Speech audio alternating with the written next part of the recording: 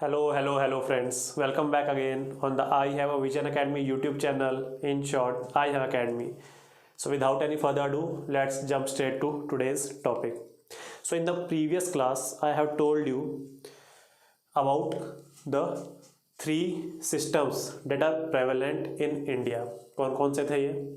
If you have revised the previous classes, actually आज energy थोड़ी low लगेगी because I am recuperating from viral. So in the previous class I have told you about three major systems which are prevalent on the soils of India. These are, first is Zamindari system, the second is Rayotwari system, and the third is Mahalwari system. So now today we will be dwelling into the post independence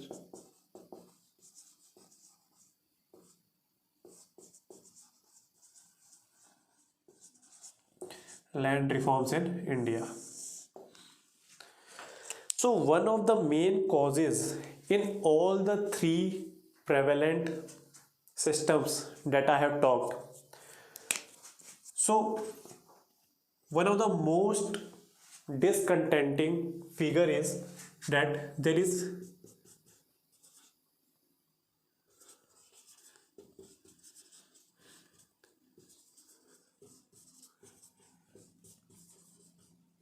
exorbitant, very high rents and taxes collected by the British regime.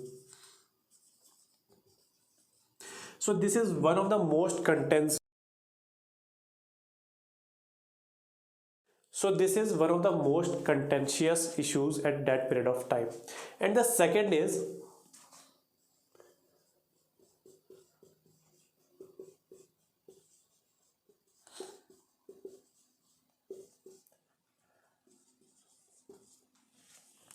as I have told in previous classes, the commodification of land started at the times of Britishers only.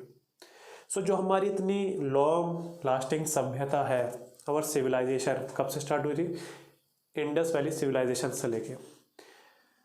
सो कौन से civilisation चाहेगी कि उसका जो status Q है वो बदला जाए, जो ट्रेडिशंस है वो बदला जाए. So in the previous era we doesn't have a concept of commodification of land, but after the incursion of Britishers on the soils of India, they started to commoditize land. इसका मतलब क्या होता है? You consider land a object and you will indulge in sale and purchase of this object. So you are commoditifying that thing. Like in the today's era, there is a lot of debate going on the subject of commodification of women. तो आप समझ सकते हैं किस बारे में बात कर रहा हूं मैं. So commodification of land has hurted the traditions of India. This is the first point. So, and on top of that, there is the eviction. It means any sharecropper, tenant, or owner of the land will be evicted from their land if they fail to submit their rents and taxes on time, and then this evicted land will be put to sale. So these two problems are there at the time of this prevalence of Zamindari, Mahalwari and Rayotwari system. So now in the post independence land reforms, actually our Indian economy, you all know, are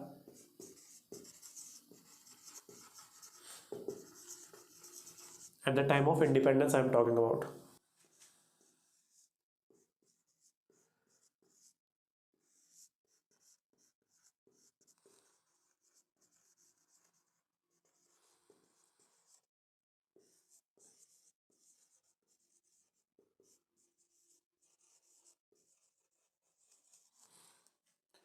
So these were the problems faced by India at that period of time. So what were these? The first is the malnourished part. Most of the Indian population was malnourished. Although most of our economy was dependent on agriculture, then also we have malnourished people. So government has been focusing a lot more on the agriculture sector after post independence. The second is most of the Indian population is below poverty line. So as a huge quantity of people has been employed in the agriculture sector, and agriculture sector's productivity being low, therefore there was a population income disparity in this sector. So that adds up another point that government has prioritized to reform this agriculture sector. The third thing is not modernized. It means in the 200 to 250 years of British era, there was the provisions of collection of rents and taxes on time, but the tenants, the owners are not provided with ample resources so that they can invest in this land and enhance their yield and productivity. If the productivity and yield of the land has been enhanced, so these owners or tenants become more capable to give these taxes and rents to these Britishers, but Britishers doesn't allow this.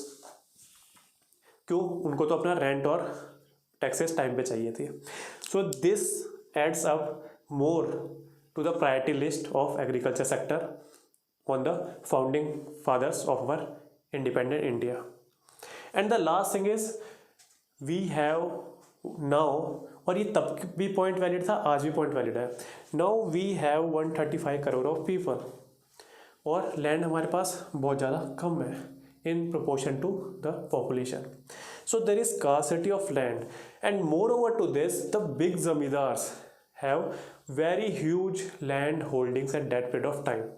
It means the top 10%, जो अभी की कहानी है ज़्यादातर पूरी world की, top 10% is owning 80% of the land at that period of time.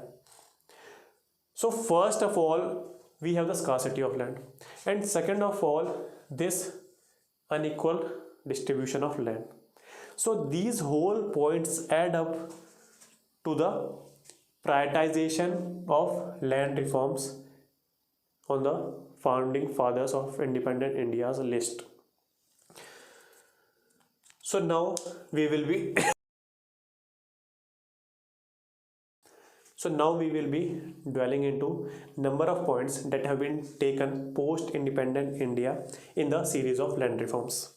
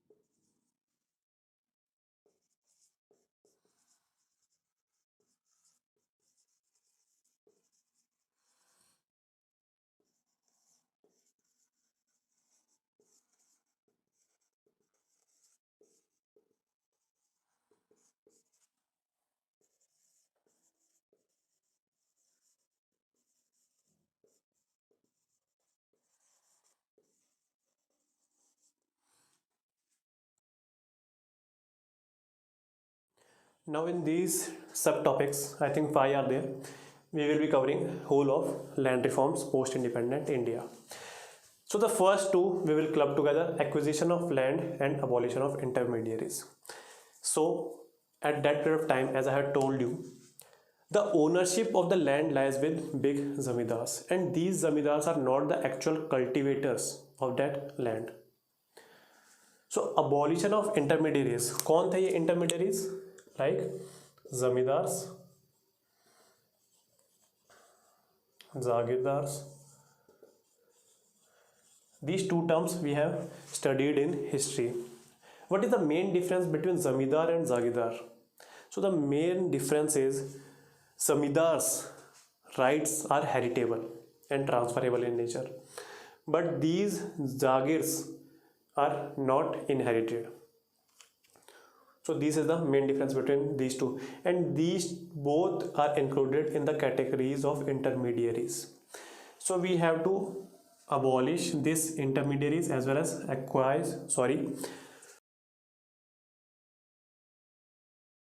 acquit our land from them. एक minute पानी पी लूँ.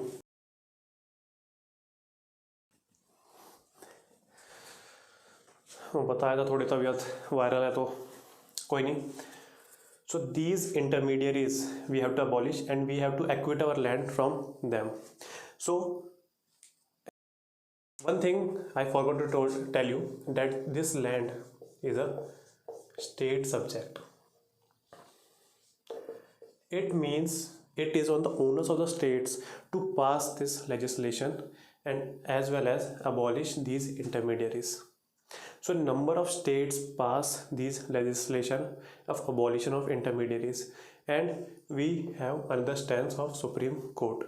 So these zamindars run to the Supreme Court demanding their right to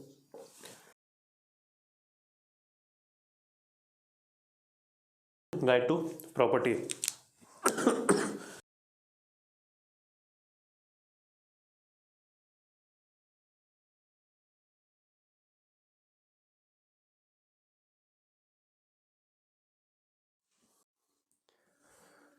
So we are at this debate. As soon as the state governments, I think I have told you land is a state subject.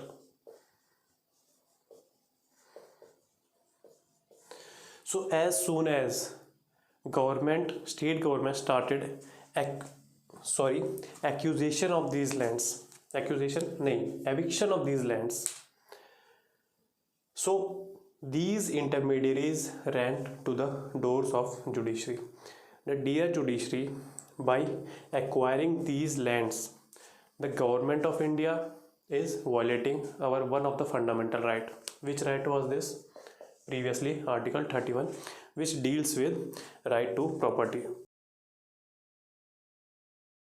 Now the government circumvent all these allegations with the passage of amendment acts like 1st, 4th, 7th.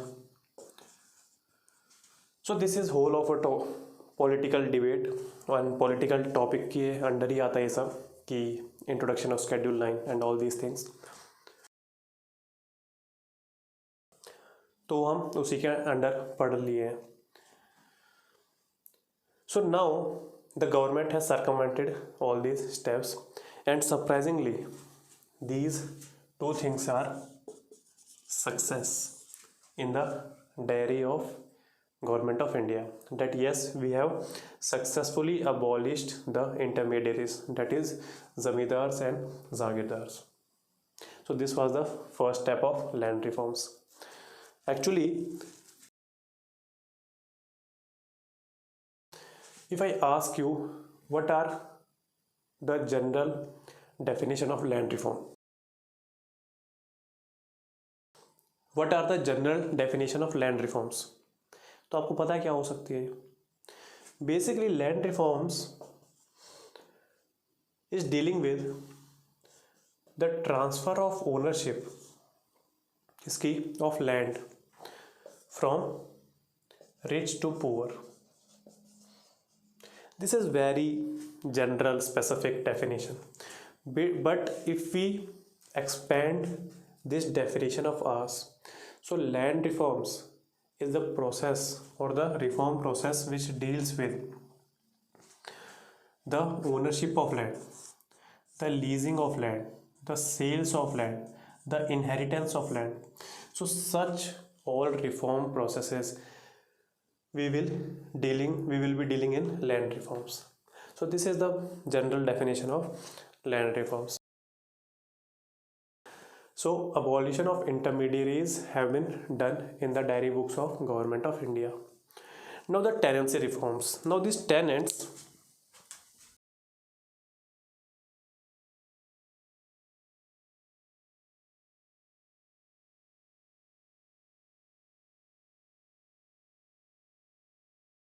actually one of the component of this successful implementation of abolition of zamindari and zagirdari is that somewhat compensation has been provided to these zamindars and zagirdars. Not enough, it is debatable, but some of the compensation has been provided.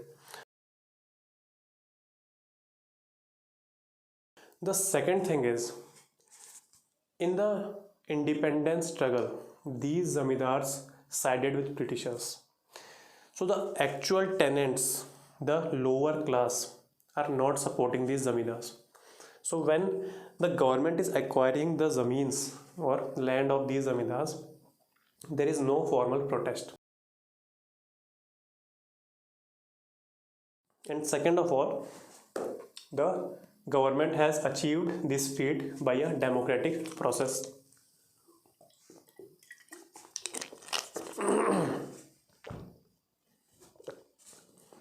So that's why we have seen the success of abolition of intermediaries. Next is tenancy reforms. Now there are a number of tenants.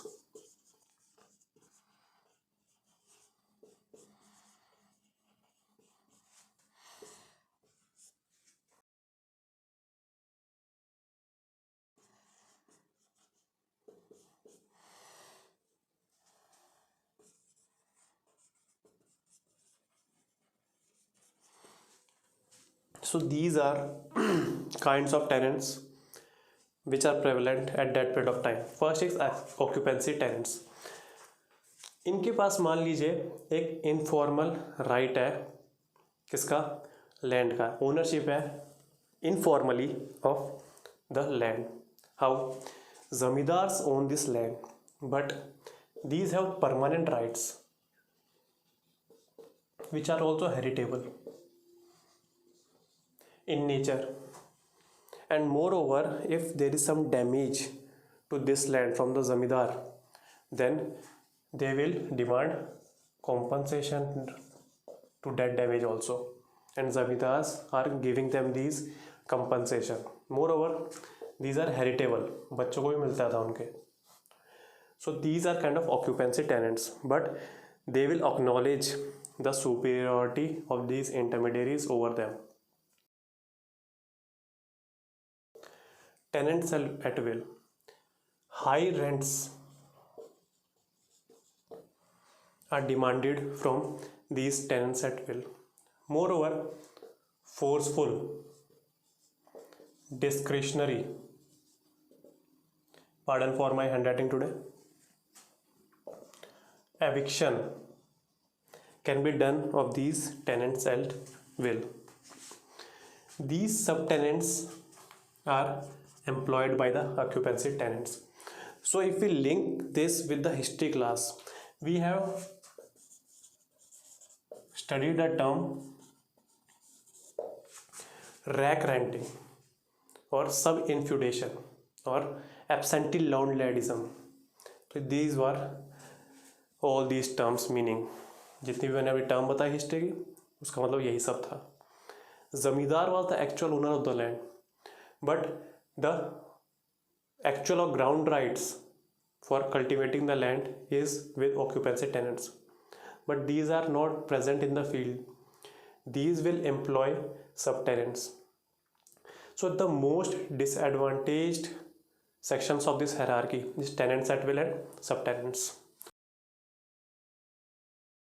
Now we have to reform this process. Now how we will be reforming this?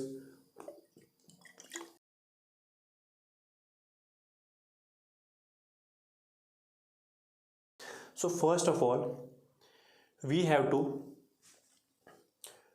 make sure that these rents are in proportion to the actual market laws.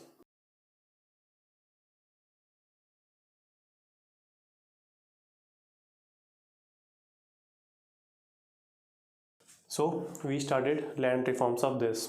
So कैसे करेंगे? First is to reduce the rents of these tenants at will. The second of all, we will provide a security of tenure. मैंने occupancy tenant में बताया, these have the security of tenure, but in the tenants at will there is no security.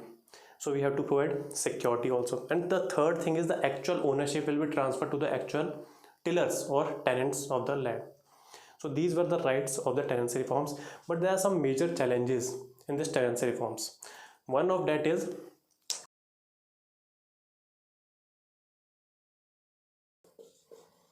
informal and oral agreements.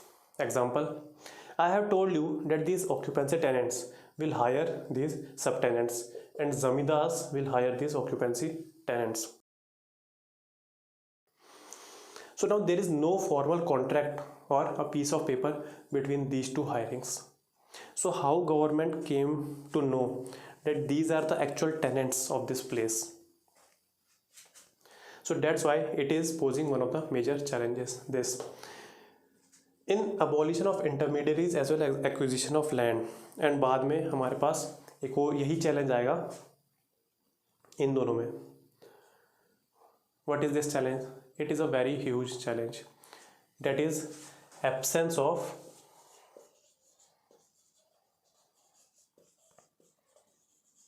land records. This is one of the huge challenge in whole of the land reforms process. So keep this in your mind. The next is the land ceiling limits. Now the government, the various state governments has imposed the land ceiling limits so that the zamindars, the zagirdars which have excess amount of land will declare their land as surplus, the land which is outside of this ceiling limits, so that government can acquire these lands and redistribute it in the hands of the small tenants. So this was the main objective of the land ceiling limits, but each one of them are partially successful or failed to be successful. Why this was a partial complete or partial successful? There are various exemptions provided in these land ceiling limits. Like अगर आपको एक charitable institution खड़ा करना है, अगर आपको एक religious place खड़ी करनी है, so yes we are providing you exemptions from this land ceiling limits. If you are a owner of a land and you are cultivating tea, coffee, rubber, yes, we will exempt you from these land sellings. So major exemptions were given in these land selling limits. Moreover, the land which is declared surplus by these zamindars after these land selling limits, they will declare such land as surplus which is very unproductive or degraded quality. So yes, the government at the end of the day is owning some land, but it is of a क्या बोलेंगे futile experiment. Why? Because we have a degraded land and no one wants to invest in this degraded land. और investment आएगी कहाँ से? हम ये दे किसको रहे हैं, रीडिस्ट्रीब्यूट किसको कर रहे हैं? This small and poor tenants. तो इन्वेस्टमेंट कहाँ से आएगी? That will remain a fallow land. So these are land ceiling limits. And the last is consolidation of land. In India, we have inheritance rights. So क्या होता है? These are very actual problems of today. क्यों? क्योंकि 75 साल ही हुए हैं बस आज़ादी को. तो these problems are existing still today. Papa mummy इन दोनों के 2 बेटे, इसके 2 बेटे 1 बेटी. Land is inheritable right. Papa के पास थी 2 हेक्टेयर ज़मीन, 2 बेटे हो गए 1 हेक्टेयर 1 हेक्टेयर. अब इसके 2 बेटे हो गए तो 0.5 0.5. हालांकि in this modern world the daughter has equal right to inherit this land, but इस एग्जाम्पल को हम कॉम्प्लेक्स नहीं कर रहे हैं. 0.5 0.5. So there is a subdivision of land if we go down the chronology of family history. और आपने geography या एनवायरनमेंट में पढ़ लिया होगा, the land holding size is 1.08 hectare only. So there are various problems which we will be discussing in the later sections of economy. क्या जैसे मतलब अगर एग्जांपल दे दूँ तो there are various problems occurred when there is a subdivision of land or you or a person is acquiring a small plot of land, the first is we can't invest in this. ठीक है, और invest कर लेंगे तो कितनी yield बढ़ा लेंगे. Basically these small land holdings are used for the subsistence agriculture. It means अपनी नीड पूरी करो, अपना खाना पीना पूरा करो, बस इतना ही. ऐसा नहीं बेचना, इकोनॉमी बढ़ाना, अपने पैसे कमाना, ऐसे स्मॉल प्लॉट होल्डिंग्स यूज़ नहीं होते ऐसे. The second is we can't instil technology in that small particular land holding. Y?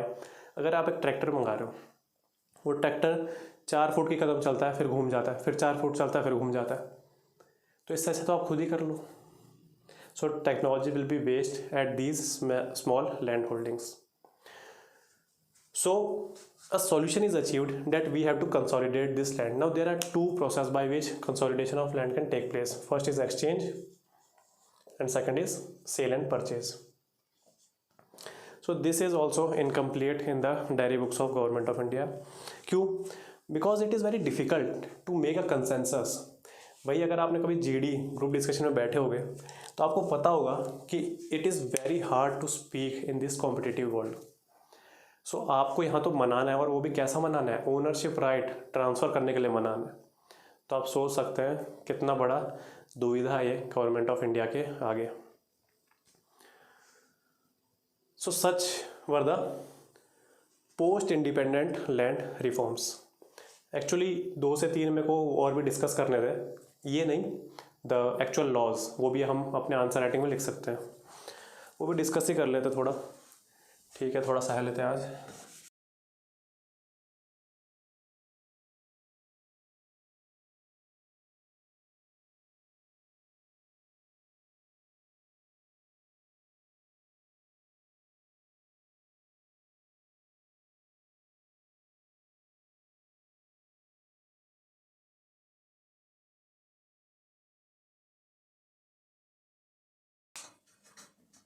Land I have told you was in state list. Land acquisition comes under concurrent list. Understood? I think the previous act was of something around 1890s or 94. So उसके बाद देखिए कब amendment हुई है in the land acquisition act में. Now this act had certain provisions that compensation जो provide होगा वो इतना होगा, but that is nothing and nowhere relevant from today's point of view. Second is no concept of rehabilitation. So the actual name of this act is very long, वो आप देख लेना जाके. छोटा फॉर्म होता है land acquisition act of 2013. So in this new provision in 2013 for provisions, these provisions were in 1894. कोई rehabilitation का नहीं था, compensation उस टाइम के हिसाब से बताई गई थी. Now in 2013 there is a provision of rehabilitation. So ये एक बहुत बड़ा चीज़ था. For public purpose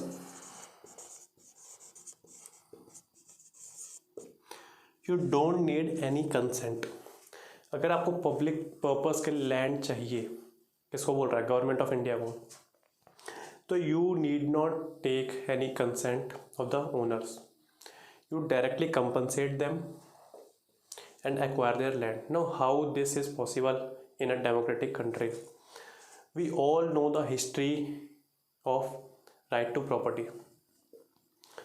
bye 44th amendment act, right to property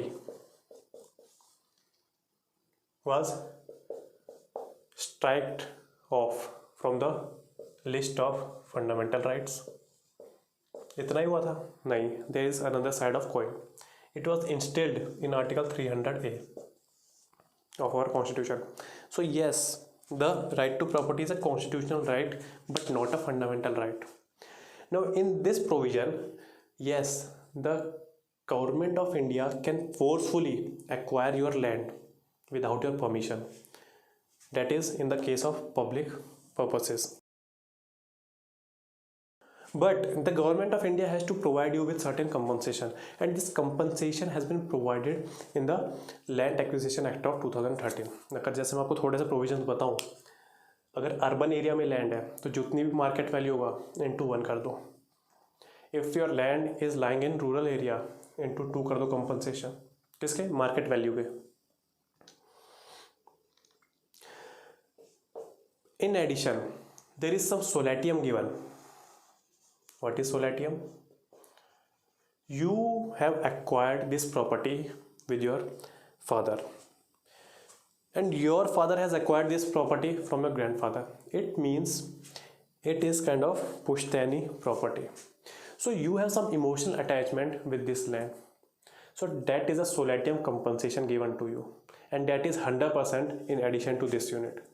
It means if your land is in urban areas, so the final amount you will be getting in your hand, while the government of India is snatching your land from you, is into 2 if you are in urban, into 2 in market value. ये आपकी curiosity के लिए है, ठीक है. And into 2 का 4, तो into 4 in rural areas. So this is the actual compensation you will be getting. So किसको नहीं अच्छा लगेगा गवर्नमेंट ऑफ इंडिया को देना, खासकर रूरल में. अगर कंसेंट में नहीं भी होगी तो फिर बोल देंगे हाँ हाँ है कंसेंट ले जाओ. So this was for your information. ये ऐसे ही कोई पूछ लेगा नहीं आपसे. So this was under land acquisition act. Now there is one more thing, बस नाम सुन लीजिए. Social impact assessment is also carried out before applying the provisions of this land acquisition act. जब भी आपकी लैंड प्रॉपर्टी ली जा रही होगी, सो एक सोशल इम्पैक्ट असेसमेंट भी तैयार किया जाएगा. बस इतना सुन लीजिए, इतना ध्यान का नहीं है. अगर आपसे पूछ लिया अगर कभी यूपीएससी ने कि social impact assessment is included in this, rehabilitation clause is included in Land Acquisition Act of 2013, so they are all correct provisions. For public purpose there will be no consensus. Public private partnership है तो yes उसके लिए कुछ 70% है. अगर private land के लिए चाहिए तो yes 80% sorry not compensation, 80% consensus चाहिए जो भी वहाँ लोग रह रहे हैं. पब्लिक प्राइवेट प्रॉपर्टी अगर बनानी हो वहाँ तो 70% कंसेंसस चाहिए. तो ऐसे बहुत सारे एग्जाम्पशंस भी हैं, बहुत सारी चीज़ें, बहुत ही कॉम्प्लिकेटेड और इंट्रिकेट एक्ट है, तो इतना हमें पढ़ने की ज़रूरत नहीं है. सो this was Land Acquisition Act of 2013. One more thing, there is a land pooling policy.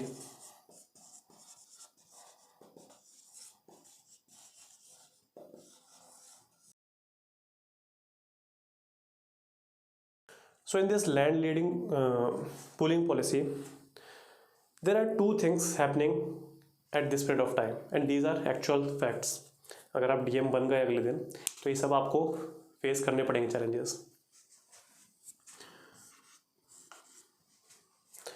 The first thing is the persons who are employed in agriculture sector but having the ownership of just 1 or less than 1.08 hectare of land, जितनी ownership उनके पास, so they want to move out of this agriculture sector. So this was the first problem. So उनके land है वो फैलो ही पड़े रहेंगे. The second problem is this person wants to go to reside in another country या city मान लीजिए. Then also उसका जो लैंड है वो फैलो पड़ा रहेगा, कुछ होगा नहीं. So गवर्नमेंट ऑफ इंडिया ने क्या बोला, we are launching a policy, land pooling policy. In this policy, if you are giving us lands, the citizens, if you are giving us land, so we will develop your land. कैसे? भाई road मान लीजिए, infra मान लीजिए, कुछ भी electrical transmission lines मान लीजिए.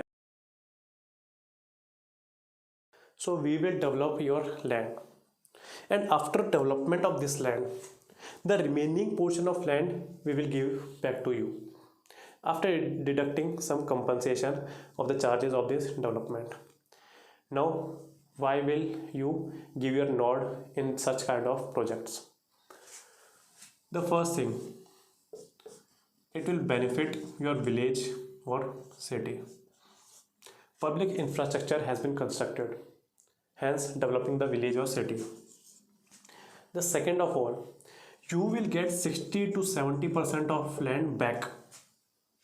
रोड्स बनाने ना, ऐसा कोई ना कि आपके बस 1 हेक्टेयर का प्लॉट लेके उस पर एक छोटा सा रोड बना दिया.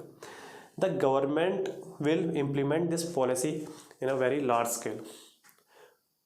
मतलब मान लीजिए 15, 20, 50, 100 ऐसे हेक्टेयर्स ले लिए और उस पर बना रहे हैं. सो फर्स्ट ऑफ ऑल, ज़्यादातर 50 to 60% of your land will be given back. अगर मान लीजिए इलेक्ट्रिकल ट्रांसमिशन लाइन्स पे बिछानी है तो एक ट्रायंगल तो डालना है आपके खेत में, समझ गए. सो 60 to 70% of your land will be given back. And after the development of this public projects, now your valuation, market value of this land will become 2 to 3 times. So that's why you will give nod to this policy. Understood? Another act which is called Land Leasing Act is also there.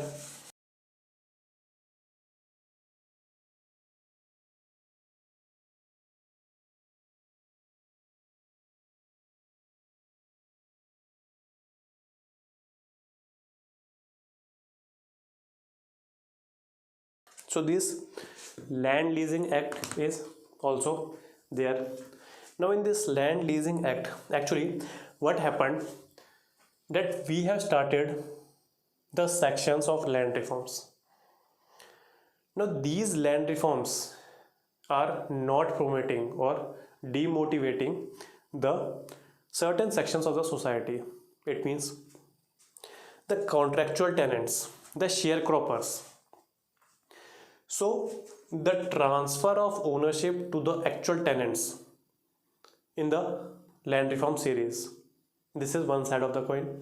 And the other side of coin is these zamindars, big zamindars, are holding certain amount of land. Yes, their surplus amount of land will get confiscated by the government of India, but still they are holding in possession of huge amount of land.